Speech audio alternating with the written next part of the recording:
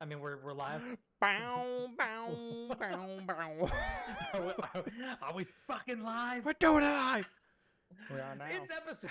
Jesus Christ! All right, here we go. Here we go for real this time, though. It's episode 191 of The Platformers, a show about games and nerd culture. I'm your host, Brian Barnett. I'm Joshua Mobley. I'm Chris Chris. Shriver. Okay. Oh my God! With like, bated all breath. right. With bated breath, they Antici- waited. Anticipation. So good. So good. Conversation. Whoever wrote that line is very good. Is very, very good. Very, very clever, indeed. I'm not. Now I'm probably about to make some enemies. I'm not a huge fan of that movie. Many people aren't. A lot I of think it's people. okay. I love that movie, but a lot of people don't, and I understand why. Yeah, It's I not think for it's everybody. okay. Yeah. I mean, it's not a great movie. It's a very interesting movie, though. I know. But I will say that particular line is very good. Yeah. Yeah, that's one of those movies that's like, to be perfectly clear, we're talking about Rocky Horror Picture Show. Yes, the Rocky Horror Picture Show starring Tim Curry. Yes. Frank Edenfurter. It's very good. Yeah, it was an experience when I saw it because. Have you was seen one of it in those a things- theater? No. Oh, okay. Somebody brought it over and it was like, yo, this is like one of my favorite movies ever. Watch this. And was like, she was constantly looking at us the whole time. And I was like, okay. that It's was a movie. okay. That was a movie. That certainly was a movie. It's trying to be titillating. Sometimes it succeeds in Titillation? in tantalizing you. What's funny about that Um, movie is I feel like if it came out, I'd be interested to see how it was received if it came out now. Given the change in the landscape of human sexuality in the last 5 years. Like, I feel like the discussion is a lot more open. Like, I think for a lot of people, that's like the only exposure to transgenderism, if that's a word, that they've ever really gotten. Cross-dressing and all that sort of Yeah, stuff. like I feel like a lot of people just aren't exposed to it. And they're just like, oh, it's a Rocky Horror thing. And people are like, no, this is like a lifestyle and like how I This live is my a life. thing. This is a thing. Like, Yeah. This is me now. yeah. Like, I wonder if it would have the same impact or if it's like that movie has created a culture in and of itself. I mean, it's not Hits bomb. super mainstream. It's still like a cult hit. I mean, Like, it's a cult hit, but It's pretty mainstream. it's still, yeah. I I mean, think. it's bigger. I mean, it's as much far bigger as now cult than hits are concerned, it's one of the biggest ones. yeah. But that's just it. Like, at what point is a cult hit no longer a cult hit? Like, Killer Clowns from Outer Space is a cult hit because like not that many people have seen that movie, but like And it's bad. True. it is bad. True. Santa Claus versus the Martians. You know, we all know. Right. We all- you know. Mhm. Yeah. Yeah, I don't know. I mean, I saw something on Twitter that I think kind of feeds into this discussion, which is like that whole thing of like people talking about Hades now because it's on Game Pass and showing like the graphic and it's like the name and it's like the first third of the image is like, oh cool, a roguelite set in in Greek mythology, and then the last 2/3 is like, oh my god, I'm bisexual. It's like that sort of thing. You know what I mean? Like, That's pretty funny. I feel like it would be that. I feel like it would be like oh wow, this is really a wacky movie. Oh my god, like Oh my I'm God, I have all really- sorts of ideas. I'm really, I want to wear, women's clothing and have sex with everyone at the party Right. and murder a man. Right. What a party. Sounds like my kind of party. Yeah. And then have my house teleport into the sky. I mean, there's all sorts of things that people can get into. Mhm. If I could have my house teleport into the sky, who's to say that I wouldn't be all about that? I wish I had a button that launched my lighthouse into space. You or only however get that one goes. if you wear leather chaps. Everybody gets Can one. they have asses in them so that I can sit comfortably on a tile floor? Yes. Otherwise, Yeah. you stick. Otherwise, you're like, Okay. Well, let's discuss this further. You sit after down the and show. oh, Fun fact. So we moved from. So today was kind of an emotional day because we went to turn in our keys and say our final goodbyes to our last apartment, which was emotional largely because that was the place that we brought Riley home to when she was born.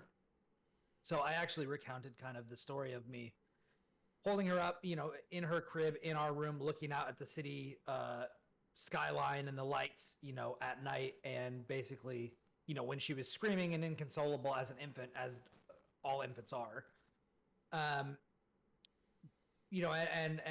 kind of comforting her, soothing her with my voice and stuff, and just kind of like looking out, like, hey, like all of these lights are people just like you, and a lot of us have found our place in the world. What sort of a person will you become? Everything the light touches is our kingdom. Yeah.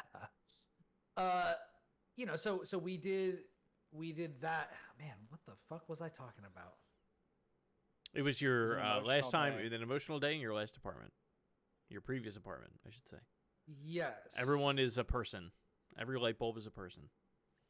Yeah, I was trying to think about what point I was making. Multiple people. What was the last thing we said before this? Before we started this discussion? Assless chaps. Being bisexual, assless chaps. Oh, yes. Assless chaps. I can't believe that actually jogged my memory.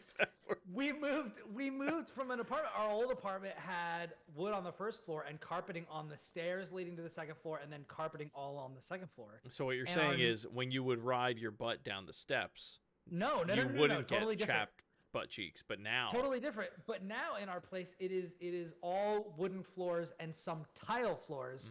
And I have noticed that the cats only sit down in very particular places, and they usually sit down on paper, on bags, on blankets, on like napkins or whatever. And I've realized that that's because they don't want their buttholes sitting on the cold tile. Yeah, I wouldn't either. I mean, that makes sense. Imagine that. Yeah. Imagine What feeling. you should do is get like a cheap bath, or like take a bath mat from like another like bathroom or something, and just throw it in the kitchen like for a day, and just see what happens, and like see if they all just like gather. No, While I mean, you're we in have there. them. We have like little Like the rubber mats. little standing rugs. Yeah. Stuff like that. Like we've got that, and then we've got two things. We've got one welcome mat, or like mat to like scrub your feet in front of the door and in front of the garage door, and of course when they have to throw up everywhere, where they go? They go to the stuff Right on that the carpet. That can't be wiped up easily. Yeah. I made a comment the other day. Sucks. Since we got Linguini, Jughead had not thrown up, and the next morning we woke up, or Jess woke up to the sound of him like bleh, like right in the bedroom, and I was like, God, why That did I say sucks. something? Aren't pets great? Pets are great. They are. I'm very ready for them to. But you do sometimes wake up and like, oh, they threw up. Great. Yeah. Yeah, they threw up in Sleeping. 5 to 6 different places, and I Yeah. accidentally stepped in one. I want to Sucks. discuss something before we start talking about video games, because this is a video games podcast. This is a video game But, podcast. hold on. Yes, I feel like we say that every time. we do. He wants to talk about something quickly, and then he leaves. Come on, man. Oh my god. Maybe he's gathering said thing. that He might wants be. to He might talk be about. getting something. Yeah. What That's what what I could would he? guess. Let's take bets. What is he getting?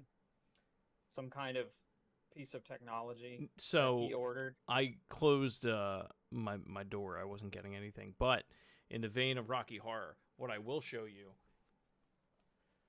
are my Pride underpants. All right. Nice. Because why not? Cool. Anyway, Why not? so It's not Pride anymore, but that doesn't mean you. that can't doesn't be mean I proud. can't stop. I And can't that be was proud. The day we were banned from Twitch. Yeah. So, guys, I don't know who these people think they are. I'm gonna. Who are you I can't talking tell about? you. I can't tell you what the people think they are. I because don't I don't know- know who we're talking about. I don't know where they get off, Okay. but I'm talking about the people that set up Aldi. Like What? Aldi, the grocery store. Okay. I don't know what that is, but okay. Okay, so All right. for the uninformed, if it's not, it sounds like it may not be a West Coast thing. Aldi No. is a low price grocery store. It's like Kroger. We don't even Not have even. those, so Because Kroger's kind of like a giant, or like a super G. Anyway, sounds like you're just saying. I know. I'm words. just saying words. It doesn't matter. All right. So Aldi is It's like this. Ralph's or something. Yeah, it's like this low price Nope. grocery store. So they have like store brand things. Wait, hold on. What? Josh, they don't have Ralph's up there? They don't have Ralph's No. here either. I know They what have Ralph's Ralph's is, in but Southern California. Just because they're in Southern California doesn't mean they're here in Northern California. California's a They're big like, state. They're like different states, dude. Yeah. Like they have a. I mean, that's Vons true, I'm down just there, and we have surprised. Safeway up here. It's the same company. but Vaughn's they're Vaughn's different is names. kind of a cheap, shitty grocery store. And too. then we have like Smart and Final and Rayleigh's and Albertsons and stuff like that. Albertsons is like the nicer one. now That's like you're the just equivalent saying of- things that I don't know what they are. Albertsons Yeah, in California is also- kind of like HEB here. Like Also, HEB is nicer. Albertsons are like. I haven't been in one in a long time, but my recollection is that they were nicer than, or they weren't as nice as like our Safeways were. So But Really? I don't know. Interesting. Yeah. Okay. So Aldi. anyway, so Harry in the chat already knows what's coming because he saw me start to rant about this on Twitter. And to be fair, Aldi did respond to me, and like they cleared this up. So if anything, I'm doing you all a favor for bringing this up. If you ever go to an Aldi, All right. so we're halfway there, and Sunday afternoon, I had just gotten changed. I had my wallet and my phone and Jess's car keys. We're halfway there, and she looks at me, and she goes, "Do you have a quarter?" And I said, "We're in your car, and I just got changed, and I haven't used cash in over a year. Why would I have a quarter?" And she goes, "Because you need one for a cart." As if I'm What? supposed to know that that's a thing. Why is that a thing? Well, we're gonna Oh, talk. we're getting there. So I'm like, Because Chris. So when I saw go- this, I was like, oh, I got some shit that I'm ready to tee up, but I'm gonna let you finish. so I go, "What are you talking about?" She goes, "Everyone knows this." And I'm like, "I've never been to an Aldi. I don't know Apparently what you're not. talking about." She goes, "Oh yeah, you need to put a cart, or you need to put a quarter in the cart to get a cart when you go to Aldi." And I said, "So let me get this straight. It's your first experience walking into an Aldi, and you've heard all these great things about their low prices and what the hell else ever. And you get there, and you don't have change, and you can't get a cart. So now it's strike one. You're walking around carrying your groceries because they don't have baskets that they'll give you. And you have no cart." And it's like, okay, great. It's bad enough you're in a grocery store, you don't know what the layout is. It's your first time in there. So we're walking around, and she goes, "Is there anything else you want to get?" And I look at her, and I said, "How? How am I supposed to carry any more groceries? My hands are full." And she's like, "Well, what are we going to do?" And I'm like, "Well, I guess we're done grocery shopping." So then we get in line, and then she goes, "Oh, we don't have any bags." And they don't give you bags. You have to pay for bags at Aldi. They're 10 cents a bag.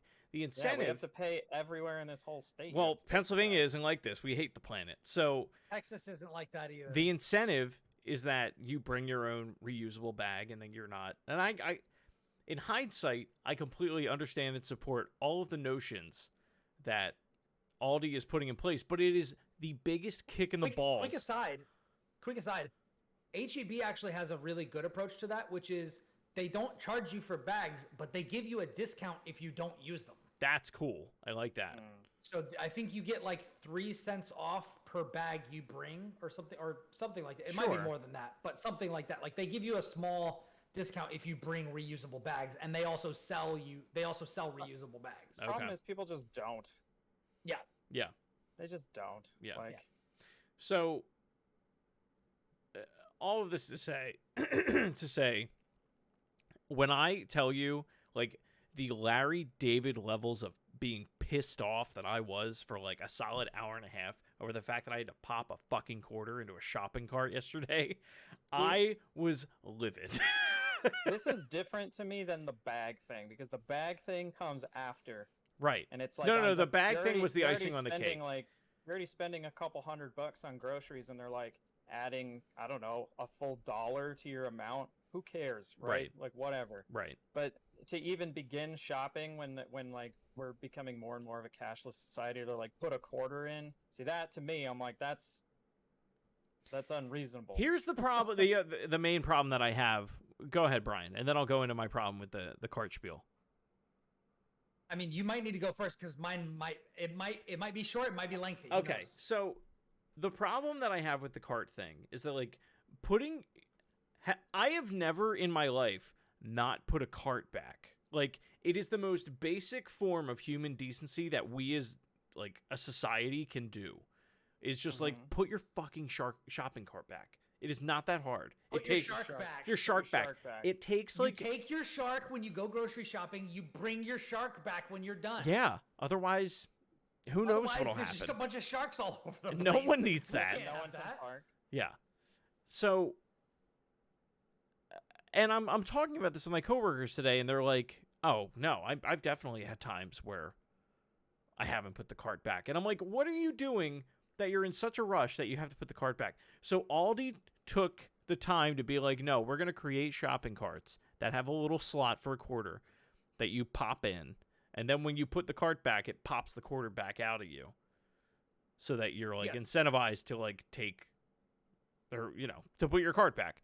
But like we have to do that. Like that's where we're at as a society. It's like you can't just trust that people are going to put their cart back. And to be fair, the majority of shopping or parking lots that you go in, there are lonesome shopping carts. But there are always going to be shitty people out there that like just don't do it.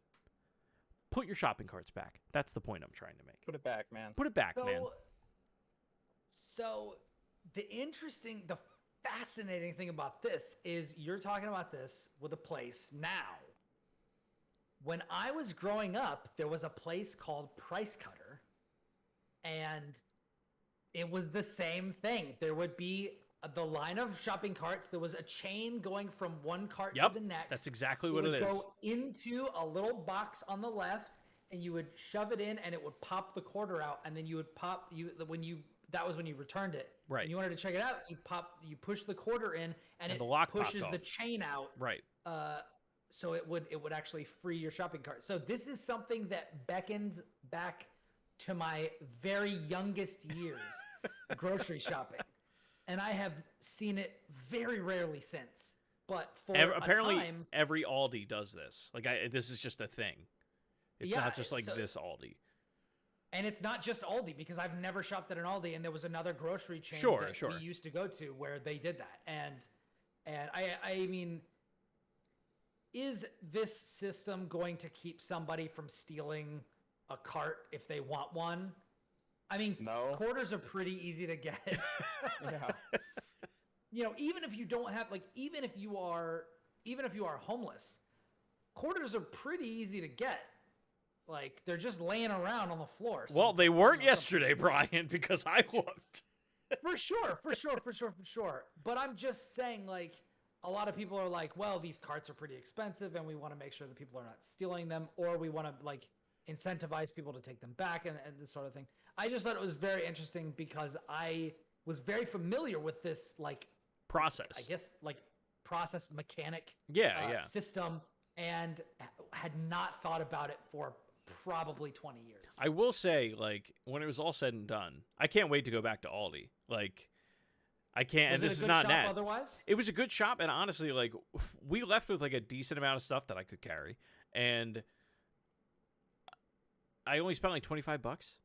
Like, it was significantly less than I would if I got the same amount of products at Giant where I usually go. It probably would have been like $45. Interesting. Yeah, and I was like, okay, like there's some merit to this. I understand it, but like I just can't believe that like somebody had to sit down and be like, oh no, we're not gonna we're gonna develop this system to pop a quarter into a shopping cart, then pay somebody to go just like fetch them from the parking lot. You're gonna end up with a little 7-Eleven cup in your cup holder always, and it's gonna be filled with quarters that are like Tolls and Aldi. Well, and that was the other kick in the balls is like my car. I have one of those, and it broke open, and it's literally just the entire passenger side floor right now. It's just filled with quarters and like and loose change. And it was like if we were in my car, I would have been like, oh, okay. Like I wouldn't have even thought about it, and then would have left and then gone, what a great experience this was. But like the fact that I'm carrying all of my groceries through a grocery store, it's like, well, what else do you want to get? I mean, yeah, that's tricky. Yeah, that's tricky. But yeah, that was an interesting thing. So now we're like almost half the way into the show. And we have not talked about games yet, and we have a lot of games that we need to talk about. Yeah. So, yeah. So we didn't even do like the proper intro. So there's a couple of things that we can discuss. I've got some early thoughts on reviews for Boyfriend Dungeon and Grime, which we got sent codes for. I know we can talk about the Back 4 Blood beta. Did I talk about Hitman 3 last time? Yeah. Did I talk about my final thoughts? I mean, you were talking about how much you loved it all. Had I beaten it yet? I'm trying to remember. I mean, does it make a difference if you said you liked it? Do you still like it? I beat it, and I think the last level of Hitman 3 is awesome. Like, it's totally different. It's not open world. It's completely linear. It's a totally different thing. But I had an absolute blast. Hitman 3, one of the best games of the year for sure. Might be my number one, but I need to go back and actually look. I forget who was saying. I think Mitch was saying that like Hitman 3 was probably his goatee at the moment. But yeah, it's fucking fantastic, man. Doesn't even feel like it was this year. It was January, wasn't it? I'm a believer. It was like early. It was like one of the first like next gen games that we got. Which is crazy because I downloaded it and then worked my way all the way through the trilogy, and what a fucking stellar thing! Like I'm totally what on board. A ride! I'm totally on board Hitman. I'm totally ready for the James Bond game that IO is gonna do. But yeah, if I didn't talk about that last episode, I just wanted to say I finished it and that game fucking rules. And I'm definitely gonna go back and play some of those 360 games that they gave out with Games with Gold. Here's a question for you. Would you say it rips ass? I would. I was going to ask that, but also I was going to ask two questions. That and how do you think it would play on Steam Deck? Like in your mind's eye. Like, would you like to play that on a Switch or anything like that? Play good. Yeah. I mean, I will say, I played it on Series X, and Hitman 3 is optimized for Series X, and that game looks fucking incredible. Yeah, the screenshots are crazy. Dude, look up images of the China level from Hitman 3. Mm-hmm. That game, like, it is cyberpunk vibes. Yeah. It's all bisexual lighting, and it looks amazing. Like, it looks so good. It runs so well. It's awesome. But I think that it would probably translate to a smaller screen. Because, like, if you downscaled it, like, I feel like it would, as long as you're at, like, a consistent frame rate, like, I think it would work. Like, it's not super demanding, and it's not, the visuals are great, but they're not essential. Yeah, I think it would be cool. The reason I ask is I have like every Hitman game except for 3 on Steam. Oh. So I was like, I would love to try this on like a next gen console, but I don't really feel like paying for it again. But that was it. If you have gold, games with gold, and have kept it on Xbox, you should have Hitman 1, because that was my situation. I'm gonna check. And then you could do what I did, which was download Hitman 3 and play through Hitman 1 in the Hitman 3 engine there. And you could they gave away 1 on PS Plus at some point. I probably have it on there too, actually. Now that I didn't have access to it. I checked. Now that you say that, because I was trying to decide where I was going to buy it, and I hadn't had access to that. But I've been a Games with Gold member since day one, and I have not been a day one PS Plus member, because I think that was first, right? What, you didn't want to get your free copy of Stacking on the PS3? One of my big things that I loved about PlayStation was that I didn't have to pay for online, so I wanted to keep that train going. Yeah. Literally one of the reasons my friend played PlayStation and not Xbox. But yeah, Yeah, that yeah, didn't last. no. Here- No, it was great. It was great, and I think you should definitely try it out. It's really good. Can you check your Xbox library on a browser? Is that a thing? You might actually need to go into the game because it may say that you have it, but then when you go into it, like You can on the app, I think. Oh, okay. Just wondering. Anyway, I keep derailing the show. I'm sorry. I apologize. I'll shut up. it's all good. So It's never on the rails. that's true. We started This off week. the rails. We did. Yeah. Eventually, we'll work our way back to get on the rails. But do we want to talk about some of the games that I've been jumping into, Boyfriend Dungeon, Grime, or do we want to talk about Back 4 Blood? Let's get We do Back that? 4 So Blood Back out of the for way. Blood, since we all. Yeah, We let's all all. played it. I have very minimal let's- experience with that game. Oh, I played everything. I played all And the I- content in the beta. I've only played Versus. I meant to do the campaign, but I did not Oh, have time God. because I had to. I couldn't matchmake into anything but Or- versus. You poor bastard. Yeah. So who, Josh? Since you did everything, why don't you lead off the discussion? Yeah. So we had the beta, the open beta. It had been closed prior, but then it was open this time, and it was cross-platform. I don't know about cross-save or anything, but two of my friend, me and another friend, were on PC, and my wife and another friend of ours were on Xbox, and we all played together, and it was just fine. I played. Little aside on that front, I played with Mitch and a couple of other people from IGN. I was on a Series X. JR. JR was on a PS4. Somebody else was on PC, and then I think Mitch was on PS5. Wow, and you it guys worked. really tested that crossplay. Yeah. We did, and really and made sure that shit worked. the person on PS4 was having a really hard time connecting, but all of the rest of us were. That having sounds no about issues. right. Yeah. Yeah, everybody else was having no issues, and we were all able to see each other and add friends extremely easily. It was pretty wild. Yeah, it had its own friends list, which usually that means bad things, but it actually was pretty good. It was easy to find people on there.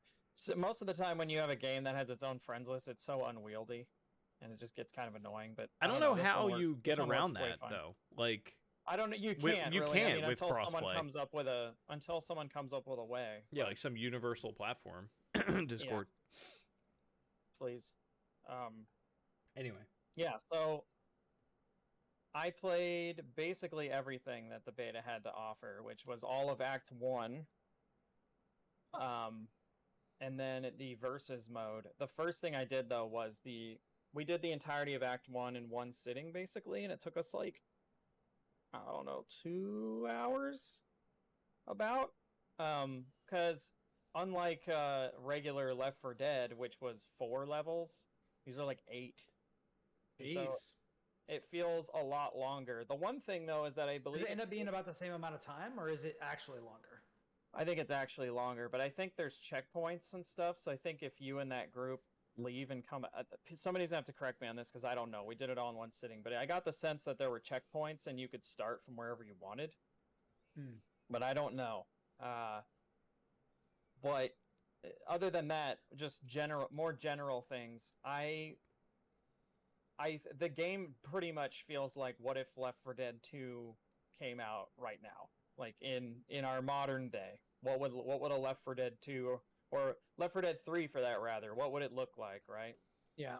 This pretty much feels like what it is. Like if you wanted more Left 4 Dead, it's basically more Left 4 Dead.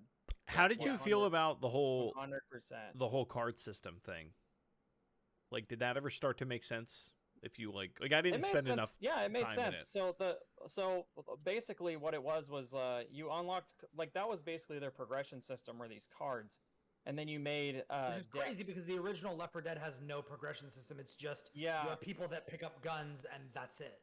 Yeah, there's now progression that happens like, God, I want to say maybe like, over the course of a run because your guns get better. Like you start with just like white rarity guns and then you find green and blue, and the stats go up, and you find mods, and those increase the stats, and like it makes your gun stronger. But then also it gets a little bit harder as it keeps going, so it requires you to like coordinate a little bit more. The cards made sense. So the way it works is like the progression was that you would unlock these cards, and they all had unique abilities, and every time you would start a level, it would basically like shuffle your deck of 15 cards, and it would dole you out 5 of them and be like, what new power up do you want for the rest of the run? Basically, like you could get 20% more ammo capacity, if that was a card in your deck, or like I could have a knife, instead of instead of your normal, like you have your, like in Left 4 Dead you had your push that would push people off and stuff. There was a card that instead made that push into a knife, which you could stab like 1 infected with, but it was usually like an instant kill. And it counted as like a melee weapon, which I loved. That card was my favorite. It helped so much because then you could have 2 guns and then your knife. You didn't have to feel like you needed a melee weapon. Because you had like, your primary gun and then a secondary gun, but also your melee weapon would go in the slot where your secondary gun was. So it's like you couldn't, you ran the risk of running out of ammo if you had 2 different kinds of guns, especially if they were the same gun type. Like if you had 2 SMGs, like you were just pulling from the same ammo pool, so you're gonna run out of ammo a lot faster, things like that. But yeah, so like as you would play the game, you would discover new cards, and then you would earn this currency, which when you went back to the town hub or whatever, you could buy. They were called supply lines. You would buy basically new cards to put in your deck, so that when you went on other runs, you could be like, oh, I have this new card that means like every time I heal myself, my entire team gets like 10% of their health back or something like that, right? So it let you create basically like classes to synchronize like with your team around and stuff. We didn't delve too deep into that, other than being like the knife card's awesome, and like the one that gives you more health is awesome, because we basically did the entirety of Act 1 with the starter deck that they give you, so we all kind of had the same cards and stuff. Yeah. But aside from that, there's not really progression in the game. Like, I would say, kind of like Vermintide is basically Left 4 Dead, but what if it had like Diablo loot and crafting, and you leveled up and got new abilities and stuff? Like it's basically a melding of those. It has like a full-on progression system, and there's multiple difficulty levels that you're working towards that make it harder, but like the loot gets better and stuff like that. In this, it's like basically just still Left 4 Dead 2 with some very minor progression. Like I don't think people are going to go super crazy about the cards. I don't think they're going to spend time being like, oh, I'm going to really tweak my decks. I feel like people are going to discover like the 5 best decks. Like this is the best medic deck. This is the best like shooter person deck. This is the best whatever. And I feel like that's going to be it. And people aren't really going to care. So I am wondering, like, what we'll probably get to solved meta pretty quickly. Yeah, and I'm sort of wondering, like, I'm wondering what people are going to do, because, like, back in Left 4 Dead, back in those days, we didn't have games where, like, we didn't have, like, all these games with tons of progression and stuff. It was sort of like, well, we're playing the game. But I feel like people are not kind of like that anymore. So, which is crazy. Hold on. Like that's... People are like that anymore. Game studios aren't like that anymore. There's a big difference.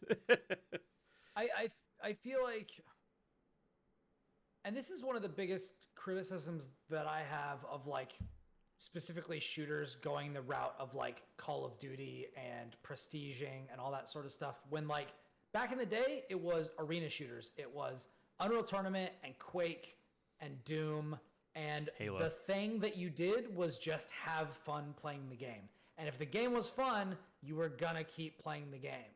You didn't have to incentivize this sort of continual playing behavior. And I feel like now that's kind of like the easy way out. That's true. I don't mean like battle pack, because we already know how we all feel about. No, I know. Yeah.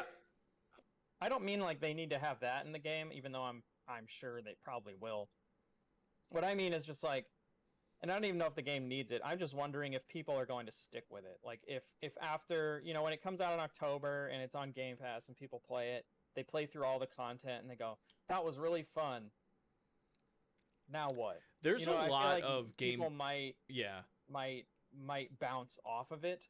So I feel like it's one of those games where like it might actually be hard, like, a year after it's out for you to be like, I'm gonna hop in and like try and queue up just randomly and try to do all the content. I feel like you might actually have a hard time like getting people in it to play. I But feel like you I have don't to know. have like regular story drops to keep people invested. Like that that was or mod support. right, like that was the Left 4 Dead has best. tons of mod support. Yeah, and like those were the best parts of Left 4 Dead. It was like doing the campaign missions with, friends.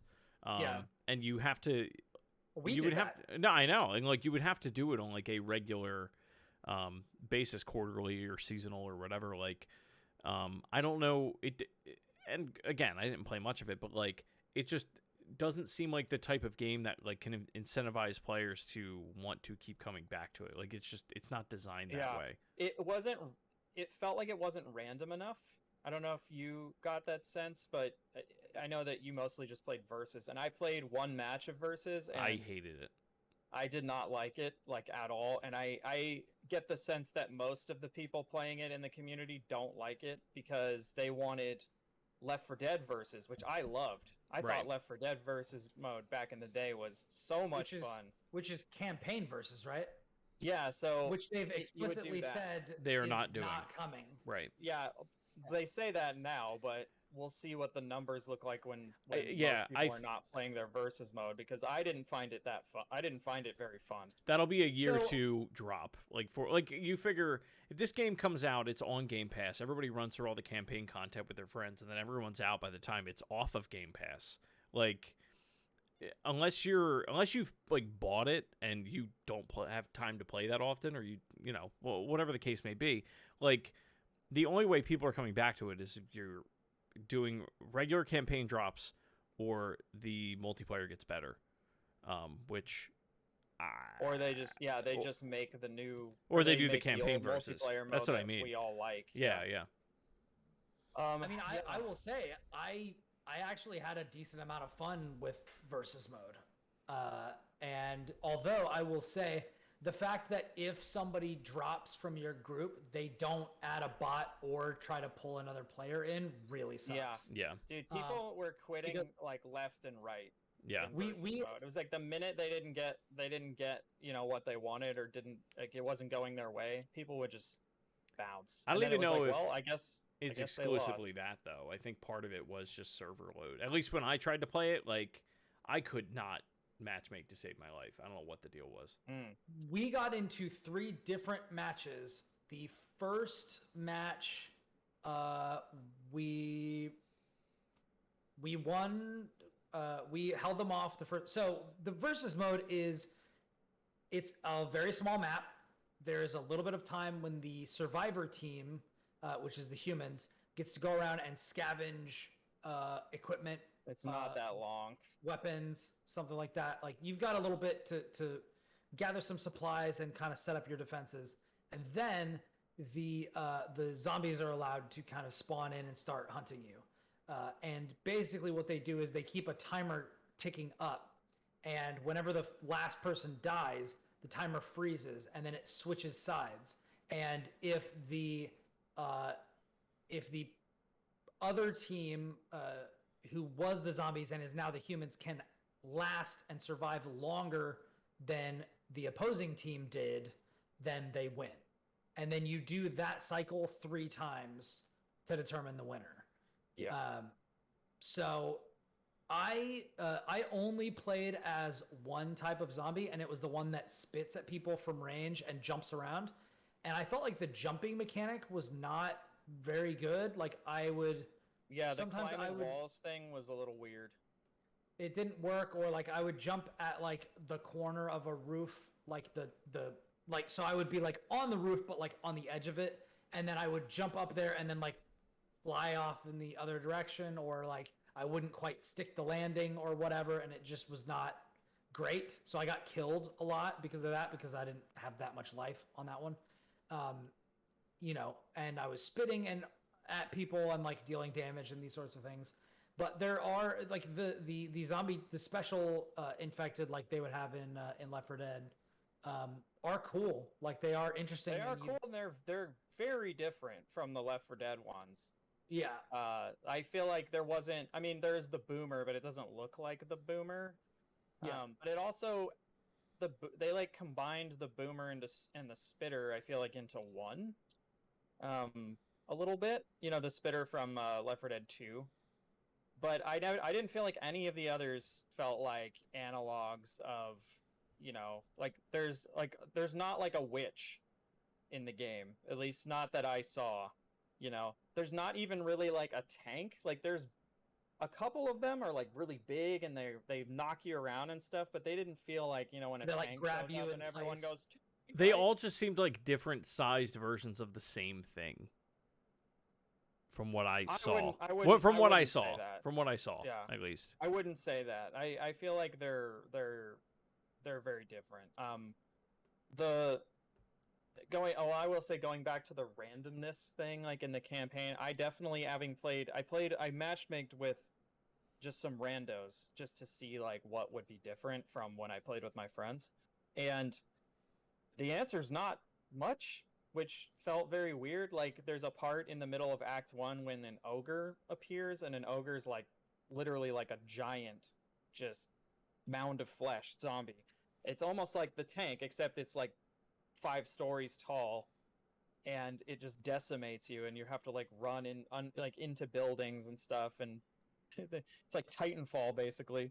But when that first happens, like the first time you're playing Act 1 when I was playing with my friends, it pops up and we're all like, holy shit, like run, you know? Like it's this like thing that's happening to you, and it feels very organic, but then when you play it again, you realize that pops up at the same exact spot. So then it's like, well, now we just have to prepare because we know, you know, it's not like a thing that may or may not happen. It's a thing that just like, oh, we have to prepare for it now, and it's like this part of the story that happens. Like it doesn't feel like Left 4 Dead did, where like things were super random. Like it felt a little bit more like playing a board game where like you had a DM like who was doing like effed up shit to you, and like just trying to make your life miserable, but then like releasing the valve when like you were almost on the brink of death and like being nice and starting to give you lots of health. This didn't feel like that. It felt almost like a Destiny strike. Like it didn't feel as satisfying, even though I think the gameplay feels freaking great. It feels great to shoot guns. It feels great to stab the zombies and everything. Like everything about it feels awesome to play. I think the guns feel really good as the survivors. I didn't super love being the zombies, but I liked being the survivors for sure. Yeah, I just still feel like, are we gonna do it all once and then be like, all right, we did it? Like, you know what I mean? Because I feel like that variety and that randomness is kind of what made those games replayable to some degree. Because I replayed a lot of the stuff in Left 4 Dead 1, because every time you played it, it felt like, you know, a horde's going to show up at some different time. There may or may not be a witch here. Or there may or may not be a, you know, like a car alarm that we have to be careful of. It did not feel that way, like playing Back 4 Blood. And maybe I got unlucky, but it seemed like there wasn't as much variety. It was very much like, we're doing a specific thing and you're going to do this specific thing, and this is going to happen every time. And I don't know. But that was like maybe my one complaint, right? I feel like we've been very negative on it, but I would say I'm still excited to play it, but I'm excited to play it with my friends that one time, you know? Like I'm not really like I'm not really excited to be like, this is something I'm going to come back to like regularly every so often, like I do with Vermintide, because I feel like with Vermintide, the progression and stuff actually helps a little bit, because you're like, oh, I have like a bunch of different characters that I haven't leveled up, and like there's so much content in the game now, and there's even like a roguelike kind of mode in the game that you can play now that's really cool, that adds just even more variety and all these weird like modifiers and stuff.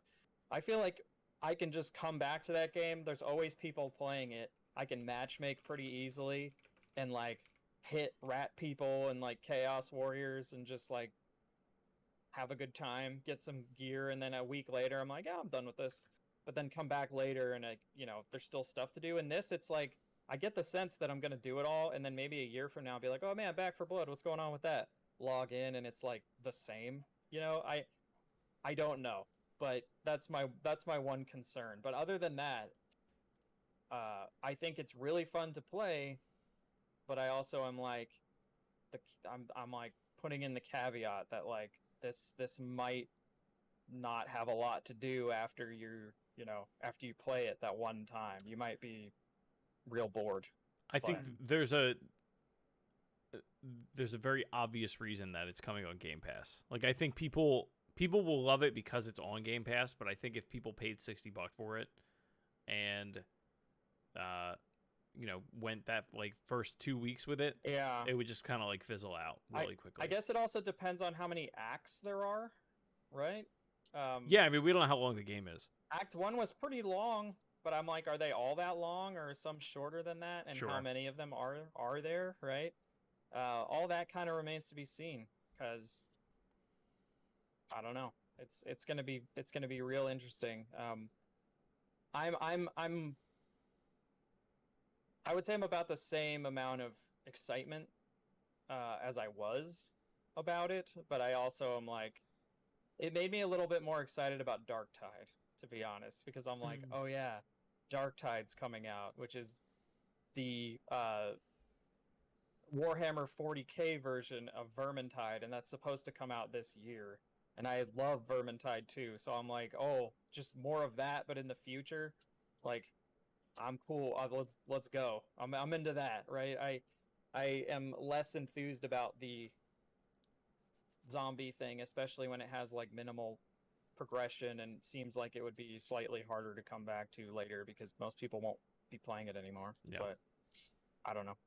Yeah, I'm interested to check out the campaign. I had fun with the versus mode, but like matchmaking issues aside, I really only had the most fun when I was playing the humans, and that's only like half the time. So yeah, I feel you. Yeah, I'm because of that. I'm probably, and I've never been a big versus mode person. I've always been like a more of a co-op person than competitive stuff. So I'm definitely interested in jumping in with you guys, on Game Pass to check out the campaign. But then I don't know. I don't know if I'll do it beyond that. So yeah. But like I was never as big a Left 4 Dead person as any of my friends were. Right. It was just like it was like Marvel vs. Capcom 3. It was like people are playing it. I'll jump in and play it because I'm at Stu's house in Austin. Right. And that's what we do over there. We're staying up until the wee hours shooting zombies and throwing out Magneto combos. All that sort of nonsense. So. Yeah. No, I mean I'm definitely excited to check it out on PC. That first like week or two, but I should say I played it on PC and it ran great and all that. Yeah, I mean I didn't run into issues with that. Series X and it was good. Yeah, I had no problems running it on my rig, but that's just where I play FPS games at this point. I think Chris and I were kind of troubleshooting stuff that's going on with my PC. I think it's slowly falling apart. So I will probably, even though I love playing on PC, I will probably increasingly be playing things either on my laptop or on my current gen consoles. So yeah, that just seems like the way to make sure shit actually works. Well, and unfortunately, sucks, but it's still like next to impossible to get a graphics card right now. Yeah, or at least a decent one. Which, like, even if I could get one, like, would it even work with my motherboard? I mean, it would. It wouldn't be like you wouldn't get the most. No, you wouldn't get the most out of it that you could, but it would work. Right. It would be a noticeable improvement. But you can't even get one. But anyway, so that's the Back 4 Blood. Try it on Game Pass. I recommend playing it with your friends because normal people just like go off on their own and then do dumb crap and stuff. It's way more fun to coordinate with all that. Plus, sorry, I was just gonna say it's the kind of game that like it seems like there's a lot of discovery that can happen in it, and like I may find something that Josh hasn't, or Josh may find something that I haven't. Like, you can teach one another how to play it, or like things like that. It's relying on that communication for sure. It doesn't also. Go ahead. it doesn't get it for me, but I'm curious. Does this get a Catch the Fever award from either of you? It gets a keep an eye on the fever from me. It gets a get your thermometer ready and monitor this temperature. It's hard. It's a Keep an eye beta on too. Like, it's also a beta. Like, I will say it felt like playing it felt like a final product, right? Like I didn't really have a bunch of issues or anything. It didn't for me just because of like the movement and the way that it felt playing the zombies, but versus playing the zombies, it did not feel like they had gotten as much attention as playing the survivors did. Like, they felt tight and just like really good to play, and they had all playing these, as the survivors. I was like, oh, this is the game. This is very fleshed out. You have all these all these different verbs and stuff, and then when you're the zombies, it's like you have like two. You have two things, and one of them is on a cooldown that feels kind of egregious. Yeah, and it's like, man. So I don't know. We'll see how they handle versus mode. But keep an eye on it. If you have Game Pass, like, you can just get it. So it'll be worth it. I feel like, though, if you're gonna just play it by yourself, it might not. That's any of these games, though. Like, you need to at least have like one other friend, I think, to play it with. Yeah. Cool. Bye. Do you guys want to hear about some of the stuff that I've been getting into? I'm not sure, Chris, if you have. I'm interested in your thoughts on Boyfriend Dungeon. I've heard. I know one of my friends played the whole thing this weekend. Wow. Yeah. Apparently, it's not very long, from what he said at least. But he also. No, it's like one of those things that you replay a lot. No, I don't think so. No. He said he was not going back to it. It's a roguelike, but it's not. At least so far as I've been in, it's not super deep. It's like 6 to 10 hours long. Yeah. Right here. So we were graciously sent over a key for Boyfriend Dungeon, developed by Kit Fox Games, who I understand is getting some heat because of the villain of the game. But I will tell you, there are content warnings as soon as you boot this game up, which are like, hey, this game has like emotional manipulation, stalking, this sort of stuff in it. So like, if that's too much for you, you should probably bounce. Like, you should probably not, and like, or like, I don't know if abusive. I forget what the actual content warning is, but there is one up front. But the villain, and this was in Miranda's review for IGN. The villain is actually somebody who engages in like stalking and these sorts of behaviors, and you actually have to interact with them to beat the game. I haven't beaten it yet, but that was something that rubbed some people the wrong way. Can you give context for what this game is, like, to people who don't know? Sure. Because like without that, right now it's like, what the hell is he talking about? So, Boyfriend Dungeon is a half dungeon crawling, top down, hack and slash kind of roguelike, and half dating simulator. And the idea is that you go on dates with your weapons, which are like half human, half weapon. So they can transform between their weapon form and their humanoid form. And not everybody in the world is like this, but this is like something that you can be in this world. And then there are other people who are like kind of more suited to wield those kind of half human, half weapon people who are called wielders. And the main character is one of these. So basically, you come to this town, your mom has sent you to stay with your cousin because you've never been on a date before, and you're trying to branch out and meet some people. And so your cousin's like, oh, come stay with us. Like, it's summer, it's a beach town, and there's lots of people that are trying to date and hook up and stuff. Let me help you out. And he's kind of like relationship coaching you and trying to set you up on dates with a bunch of people. men and women, constantly, basically. Mhm. And it's kind of up to you how much you want to engage with that. But yeah, you basically bounce back and forth between it's kind of Persona-like in like I'll go to the park because the dagger woman is there and I want to go on a date with her. The old dagger woman. I mean, that's my favorite. That's the person I've been. Valeria is the person I've been dating, which is the dagger woman. You've probably seen her in the ads. There's like 3 characters I think they've shown in the ads, or the trailers for the game. There's like the shirtless guy, that is like the the Talwar, which is like a curved kind of jagged blade that causes bleed damage to people. So you've got like kind of your 3-hit combo for when you're hitting like the square button or whatever. Then you've got like your special attack with triangle, and then you can dodge roll with circle, and that sort of a thing.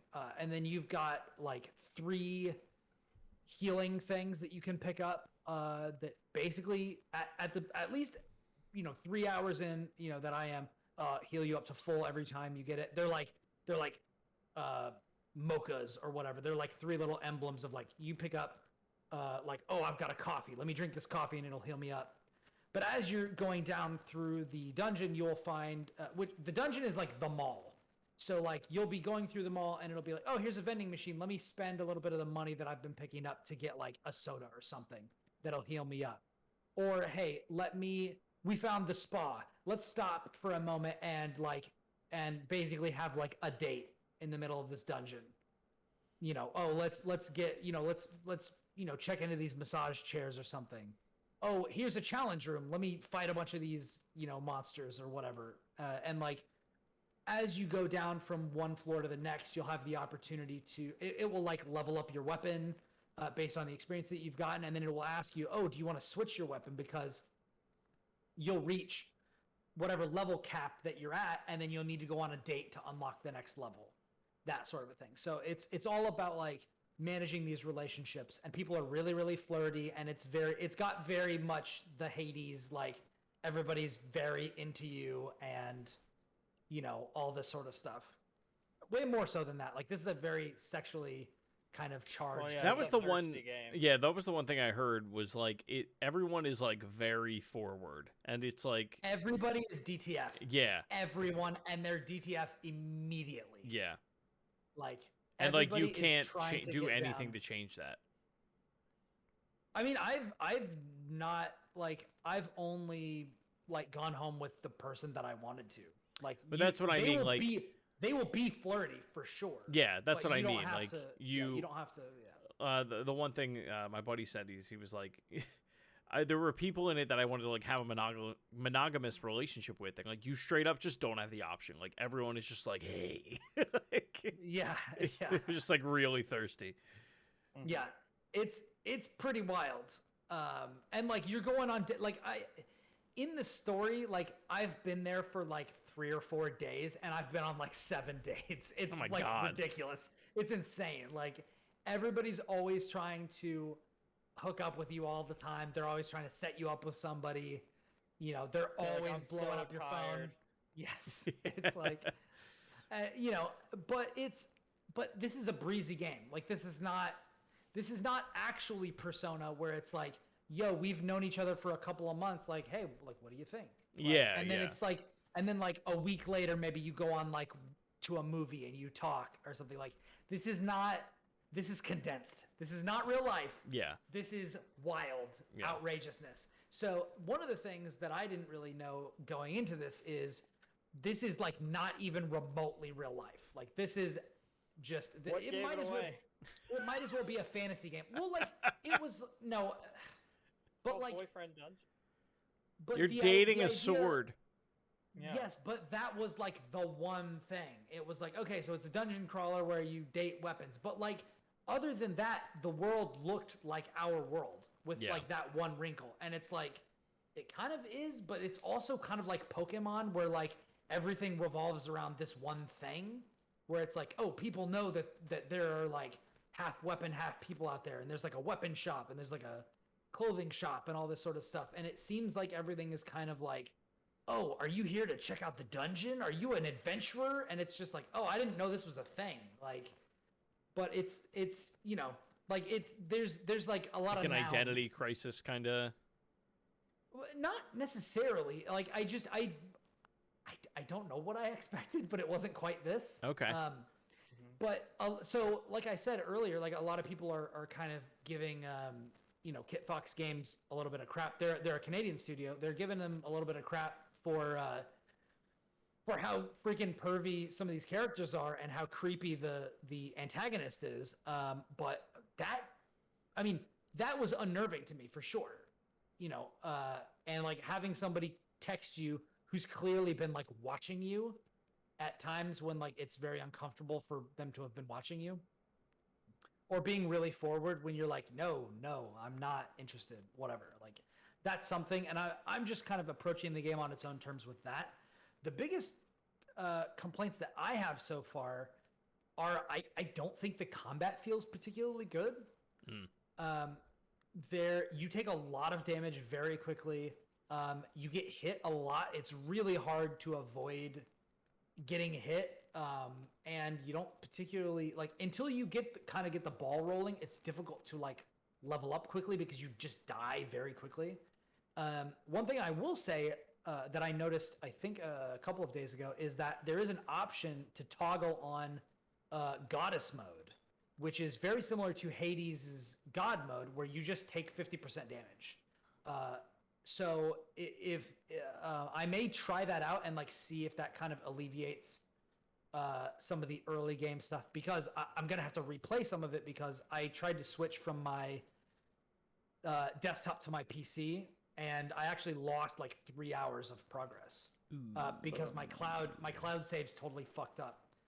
Like I loaded into the game and was like, wait a second, this was like a long time ago before I like maxed out all my weapons and went on like 3 more dates with this person. And so I exited out of the game and did the thing that I normally do when my cloud saves don't load, and I went back to the other computer and loaded it back up. But what it did was immediately overwrote my progress save with the other one. So that really annoyed me. And then I'm surprised you're still playing it at that point. Like I feel like if it were me, I'd be like, well, I'm good. I almost that was fun. Yeah. I almost stopped, but I do want to see if the combat kind of like gets better, because like when you level up, like there's like different levels to your weapon, and I think there's like 5 or 6 weapons or 5 or 6 levels to each weapon. And the first level is like, okay, you now get to do the special attack or something. So like for the dagger, which is the woman that I'm like trying to focus on, she's got a thing where when you dodge roll out of somebody's sight, like if you roll past them, they're like confused for a moment and they lose you, which is like really, really helpful to give yourself a little bit of breathing room. That's the first level. So when you get to level 1, that's what you unlock. Level 2, you unlock a choice of 2 things, and you can toggle back and forth between them, whenever you're not in the dungeon. And one is they're confused for longer, and the other one is your dodge roll goes further. And I'm like, okay, I'm starting to get to some more interesting options. And I still have like 4 more levels to unlock. So once I get to that level and I start unlocking like more special abilities and stuff, I'm wondering if the depth that I want from this game will be there. And I want to kind of give it a fair shake before then.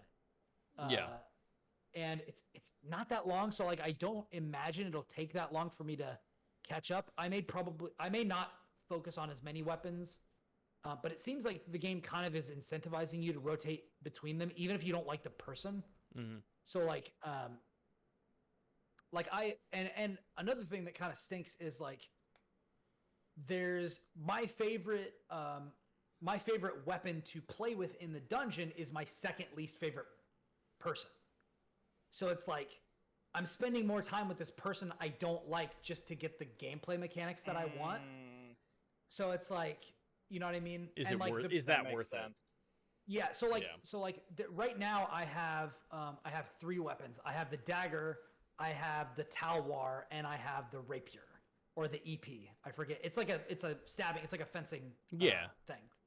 So the fencing guy is like my second favorite guy, but I hate that it demands such precision, and I feel like this game doesn't really have that in it. Like it's a fast and loose game. It's not really. It feels like wide. It's not tight enough attacks for. It feels like that is more the order of the day. Yeah. But like I like the guy. Like he's an interesting character. The dagger woman, I'm just kind of making work just because right now I'm not bi, like I'm straight, and I'm more interested in just dating the woman that I've been able to meet so far. And she seems cool. Like she's an artist and stuff. So I'm only trying to date her, but that basically means I'm restricted to playing with the dagger if I want to spend time with her, which kind of stinks. Yeah. Like I find her abilities interesting, but it's like, I also want to like, the Talwar seems like the obvious choice because it's a wide sweeping attack which lets you hit the very fast moving tiny enemies. It also causes them to bleed, and the special attack is like really good. Like combat wise, I definitely think that that's the best weapon so far that I've found. You know, but like this guy always wants to take me to the club. He's super forward. He wants to dance with me. He wants to take me home and bend me over a bench or something. Like, you know what I mean? And I'm just like, and it's just like, let's be friends, but I'm not really interested in that. You know what I mean? So it's like, there is some stuff, but I will say, like, I find the premise interesting. So just to kind of wrap it all up, like I'm like 3 or 4 hours in, and that's kind of, you know, what I think about that. I wish there were 3 options immediately, basically, to date 3 different men. And it took me a while to get to the first woman option. I wish that they had like, if they wanted to stack it with men early on, like at least have like 2 men and a woman, like early on, just so that like people who are interested in that can get that without having to play like an hour or an hour and a half before getting to it. Do you create a character in this, or do you play a character, like a pre-made character? You play a pre-made character, but you can change what they look like and what their name is. Okay. Do they have a gender associated to them? I don't know. It's one of those games where like you can wear whatever clothes you want. So like I'm playing as a man, but like I think you can change like what they look like and stuff. And no, like, but do they have you like I know like a big part of this game is like pronouns and stuff. Like, do they have you pick like? Do they have you pick that at the character creation screen? I think so. I don't actually remember. Okay. I think so. I feel like that.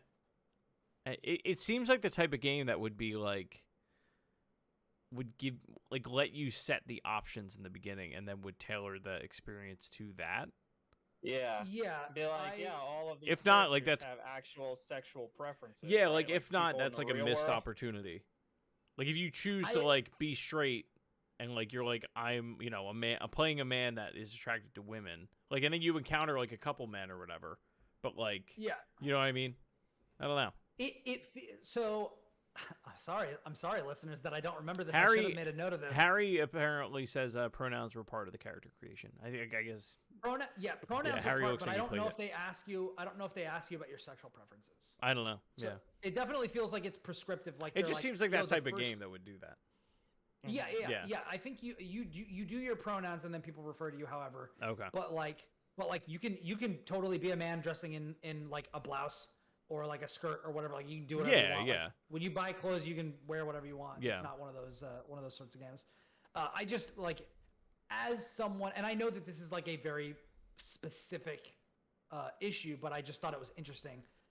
Like as somebody who is only straight, like, and only looking to date like women characters, having them have like 3 male options at the beginning of the game and not having any female options to date for like the first hour and a half was kind of weird. Like it would have been one thing if it was like you have one option early on and it's a guy. I mean, unless you have a woman, but it was like there was like 3. It was like, wow, this is unless that's the but point. nothing for me. Like that Which is fine. Yeah, like that may be the point that they're trying to drive home is like, like Yeah, totally I fine. guarantee you somebody plays this game and they're like, huh, maybe I am into guys, maybe I am into girls. Like it just seems like that type of thing. which is totally fine. And Yeah. this is not a complaint. This is just an observation that I thought it was odd that there were 3 options and it was only guys. Right. For a while. No, I get that. Which so that kind of threw me. And Yeah. I think you can actually date a cat later. But All right. there's a lot of stuff, and I don't know how many characters there are, but I am interested in kind of in checking out more. And this is one of those things where like I feel like it doesn't quite become like fully the sum of its parts. I'm interested in some parts of it and not really the others. Like I'm doing the dungeon stuff to get back to the dating kind of. Whereas I wish I was more enjoying like both halves of it equally. But it's pretty inexpensive. Like right now it's available on Steam and Xbox Series. I don't know if it still is, but when I checked it was on sale for $17 on Steam. It's normally $20, but it was kind of like a launch sale. I don't know if that's still going on, but yeah, that's Boyfriend Dungeon. The other game that I got into when I got really annoyed with losing my progress was Grime, which we got sent over by Akupara Games. You may have seen this is like a Metroid style game where the person has like a black hole for a head. Did you see this? I am looking it up now. Yes. So this is by Cloverbyte. This is their first game. It is published by Akupara Games, friends of the show. You know, they've long been supporters, and you know, we've gotten some keys from some cool games from them. They sent this over. This is available on Steam, Epic Games, GOG, Humble, and Stadia Pro. It is $25. It's about 12 hours long, and it's being compared to Souls and Metroid. And so Hollow Knight. Kind of, actually. It's kind of like Hollow Knight. I was actually thinking about that because it's got an interesting mechanic similar to the Hollow Knight. Let me attack and charge up my gauge and then use that for heals. Yeah. So Grime it's pretty good so far. I'm liking it. In fact, I liked it enough that I didn't play any more Boyfriend Dungeon once I started it up. But yeah, this is a really weird game where you play this character that has like a black hole for a head, and you're exploring this like kind of 2D world. It's very Metroid. If you've played Metroid or Castlevania lately, you know what this is. Like Ori, it's all those types of games. You're running around, you pick up weapons, you equip these weapons, you use them to attack these enemies. One of the interesting things that this game does is it lets you absorb enemies with like a kind of counter. Kind of like a parry system. Mm-hmm. So when a character attacks you right before the attack hits, you hit the right bumper and it will like start sucking them into like the black hole head, and it sucks the enemy in, and you absorb a part of like something called their breath, which charges up your gauge, and then you can use that to give yourself a heal over time that heals like almost all your health. But you have to absorb like I think 5 enemies to be able to do that. You also have to land it right. Yeah, the parry timing is pretty generous, but you have to learn their patterns first, so it can be kind of touch and go. You've also got like a little teleport dash, so you can dash through people. Combat feels simplistic, but pretty good. Platforming feels pretty good. I like the puzzles. I think I'm in the second area now after beating the first boss, which was interesting. You get to a point where you start fighting enemies that have like red attacks. They'll all glow red and they can't be blocked or parried.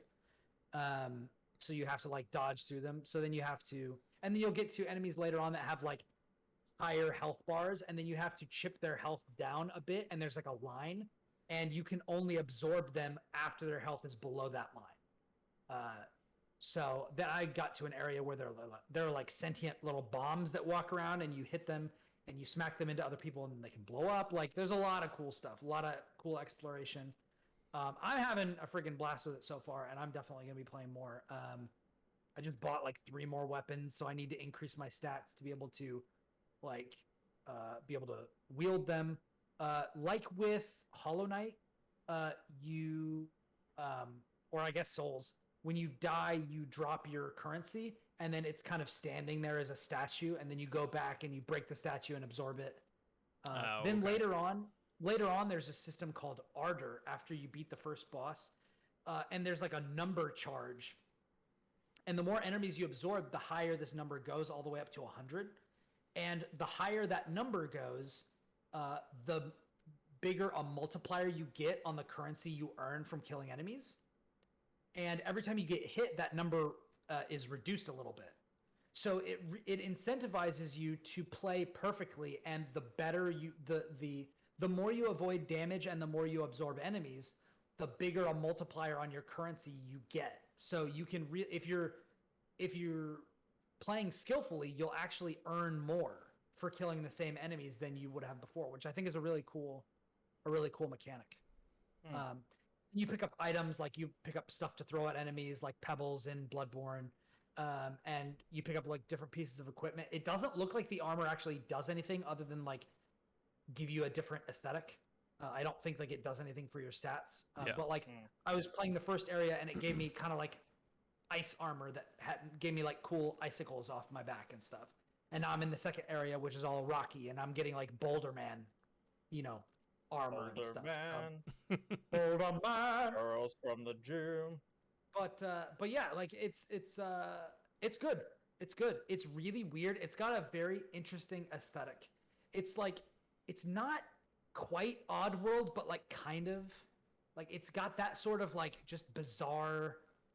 Like there's like pieces of janky, like face statues falling from the sky. Like it's just like what the fuck is going on here? Like it's like somebody dropped acid, wrote stuff down, and then they were like, "Yeah, we can use that." They're like, "This is gonna be sick." Yeah. The intro cinematic is like very sexual. Like there's like these two stone. There's like these two stone giants that are like touching each other, even though they're like they look like marble that's been like cracked and damaged. And then like they're holding their mouths close to each other, and like the breath is going from one to the other, and it's like and then like this black hole creature comes out, and when you save, you punch this obelisk and then go inside of it, and then and then it says grow, and you grow as your like level up mechanic. It's very interesting. Sounds it. It's very interesting. It's really weird. Like the first boss that I fought was like an eye with 4 arms that burst out of a skull, I'm just gonna pull up the trailer. I'll drop it in my little window here while you're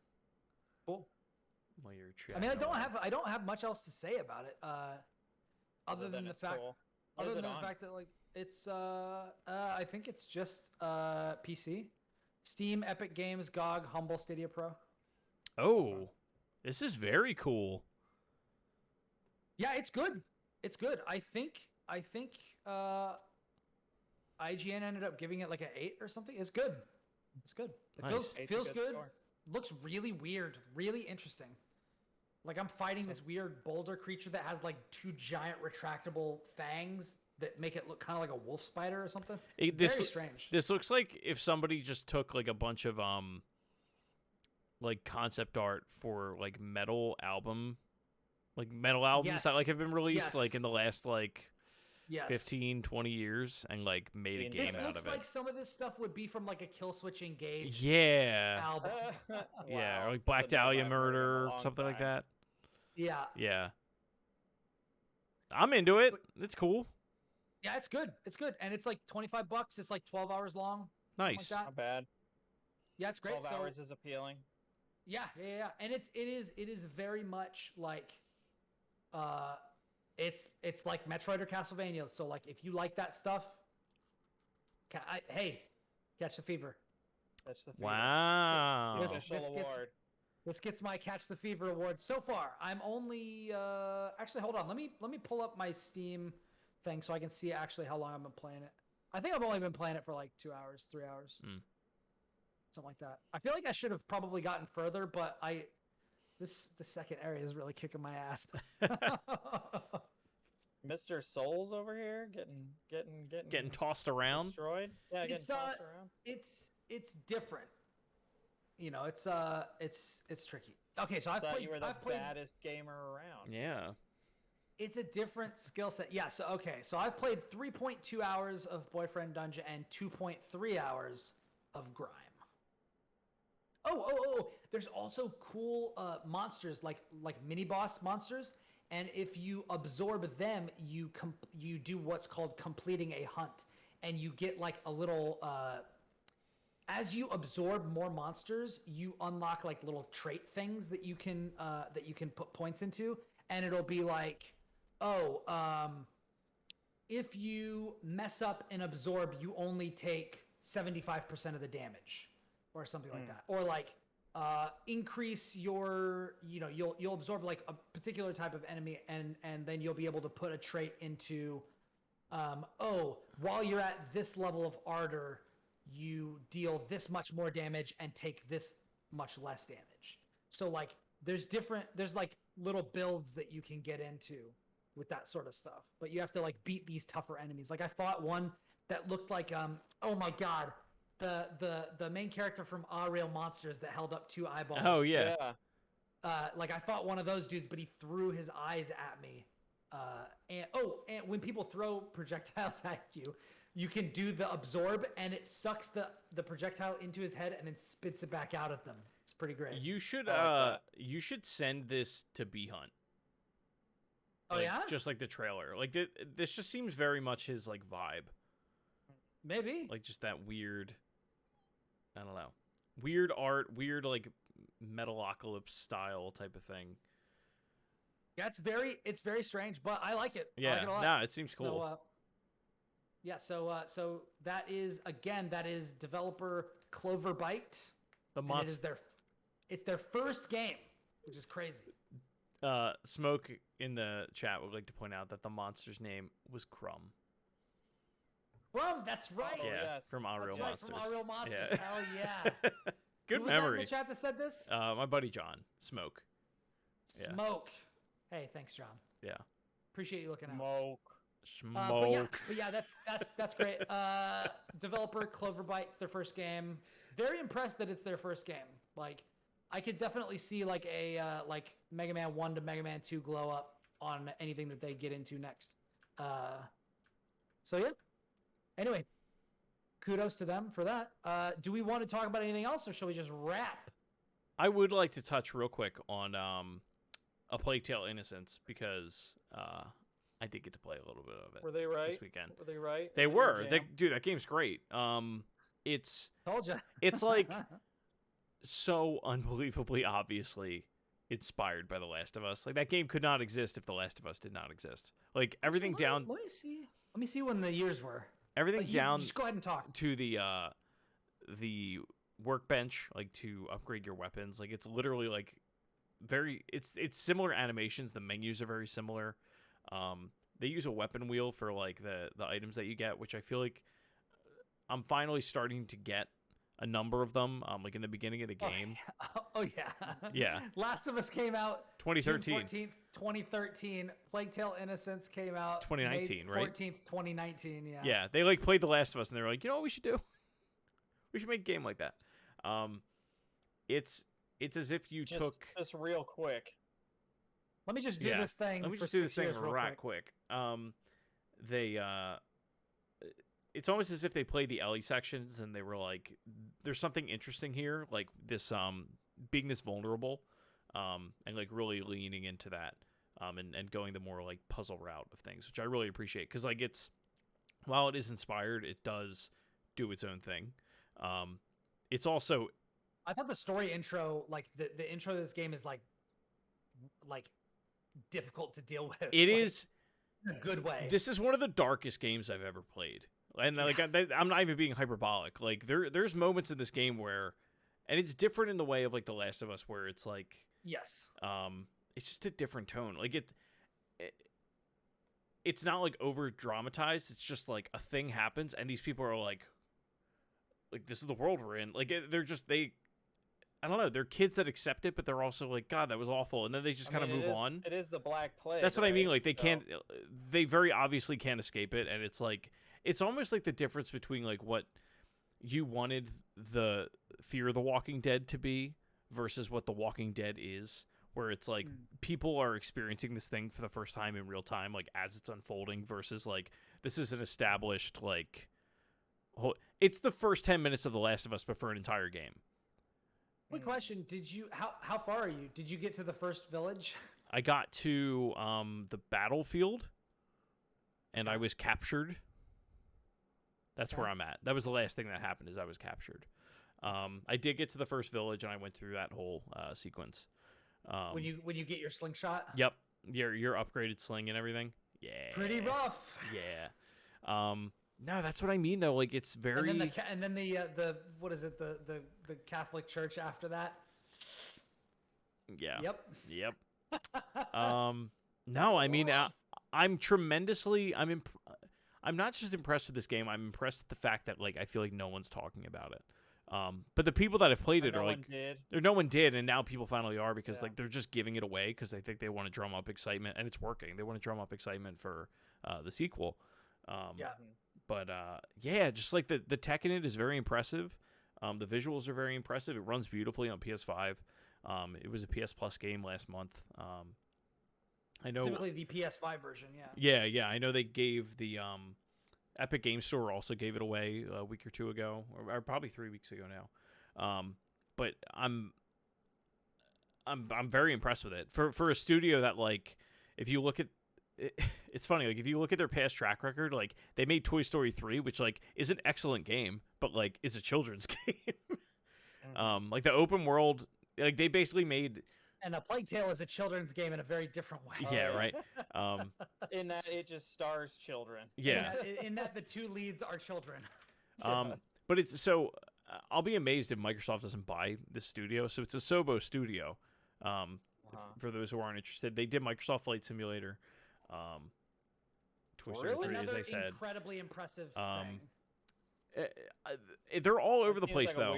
That seems like a weird thing for that studio to have They done. got some very strange bona fides. But I think what it is like they assist in the development of like certain assets because like Quantum Break is on here, and that's the Control studio. Remedy. That's Remedy. Like Recore's on here. Connect Rush, but that's what I mean. Then there's all these like weird Disney first party games. Say what you will about Recore, game looked good. No, it did. But like Disneyland Adventure, Zoo Tycoon, Rush, Disney Pixar Adventure, like, and then all of a sudden it's like wild roster of games. Yeah, like the thumbnails are. I'm dropping it here on the stream, but like it's super random. The Incredibles, oh no, that's the Connect Rush. But yeah, so I think beginning to be not that random because a bunch of Disney stuff. So I guess they started as like an assistive studio, and now are like becoming their own thing. I mean, I'm glad they got a chance to kind of stretch their legs a bit and show everybody what they can do. Yeah, I mean, like the game is tremendously impressive. I don't think it. I mean, I think it looked good on PS4 and Xbox One, but it looks good. It's incredible on PS5 at 60 FPS. I love it. The whatever they use to render the rats that like that pop out of the walls and the ground and everything, it's really really terrifying for sure. But if you're looking for like a narrative type of game, I mean, you know, if you listen to the show, you know the type of bullshit that I like to play. It's those narrative single player story driven games. Like this is it. You should definitely check it out for sure. Yeah. So you guys were right. Heck yeah. I haven't played it, so it's very good. Yeah. Wasn't me. Cool. Wasn't me. We'll have to check back in with that and with the other games when we get a little bit further. Also real quick, I beat Mafia. If you watch Mafia movies, the ending is very predictable. But I enjoyed it a lot, but like that's another narrative game. If you don't watch Mafia movies, do you think it's still predictable?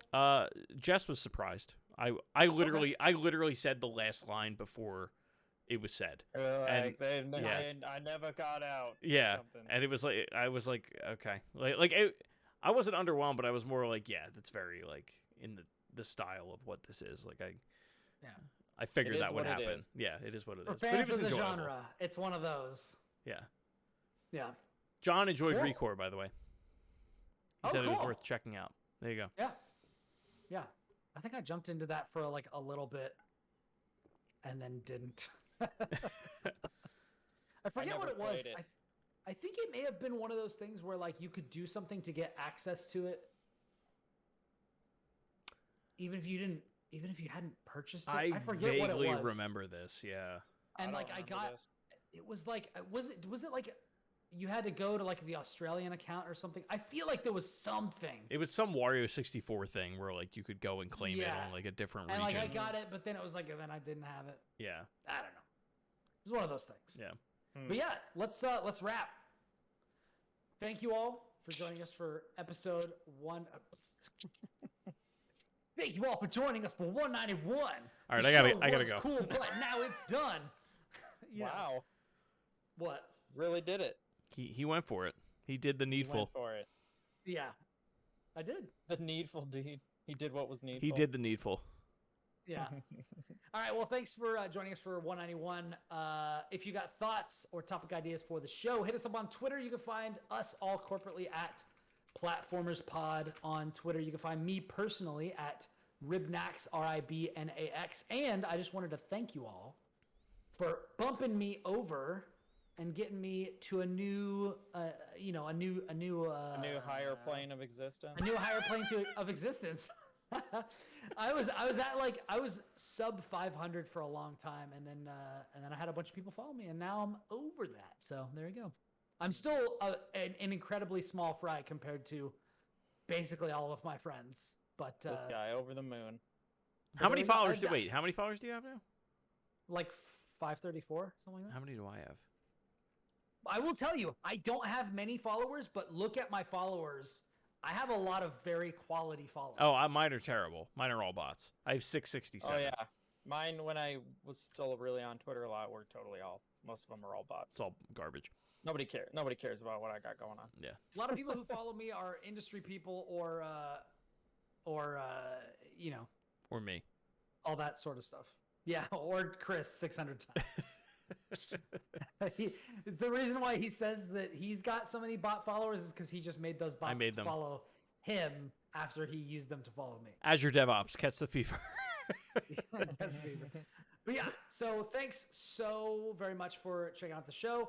If you like it, review it on Apple Podcasts and share it with friends and family because we don't advertise. So if you tell people, that's pretty much the only, unless they see us on Twitter, that's the only way that they're going to see it.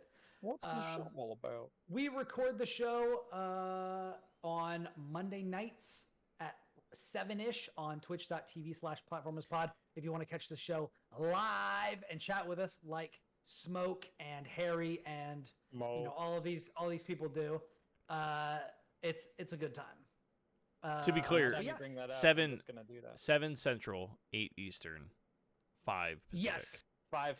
We are all in different time zones. that's very true. And time. also, but if Specific. you want to see it, but you don't want to check it out on Twitch, you can also check it out when it goes up later on YouTube at youtube.com/platformerspod. Josh, where can people find you? You can find me on Twitter at the Jawa Josh. I don't tweet that much, but if you want to see all the cool video essay stuff I'm working on, you can go to youtube.com/mediaismythic. I'm working on a Frankenstein video right now. That should be cool. Hopefully I'll finish it. Hopefully I'll finish it next week. There's a line over at the Frankenstein place. Like you said, that's a lie. I was like, how dare you? No, I made it probably full is, circle but- because Rocky Horror, and he said Frankenstein. Yeah. Yeah. You can Gotcha. find me at Shrives93. I will schlep some of my my wares. So I am Schlep 'em. schlepping them. I'm gonna be clearing house a little bit at the Shriver residence, and posting some very rare LPs that I have amassed over the years onto eBay. Emphasis on asked. I recently sold the Persona 4 Ultimate Edition. It's the 6 LP copy. There were only 1,000 copies of that printed. That went for $600. Nice. Yeah. So like, there's going to be a couple ones going up there. I may drop Kirby, I have a couple like Ocarina of Time ones, and then some Kendrick Lamar, a couple random ones. Okami is up there right now. That one typically goes for like $800. Yeah. Which like Oh I my didn't know when I bought it. Like I was just like, oh man, the artwork's great. I love the score, and then now they're worth a lot of money, and I have to pay for a wedding. So That's insane. yeah. So I realized that. Flipping those so wares, if you've been trying to baby. hunt any down, let me know. Maybe we can work something out. Outside of that, yeah, Twitter, Instagram, Facebook, whatever. Find me there. I'm here. Whatever, you know. You know. Don't you know? Cool beans. All right. Oh. Well, thank you so much again for checking out the show. And from everybody here at the Platformers, we hope you have a wonderful week and stay safe out there. Because until next time, we are out. Bye.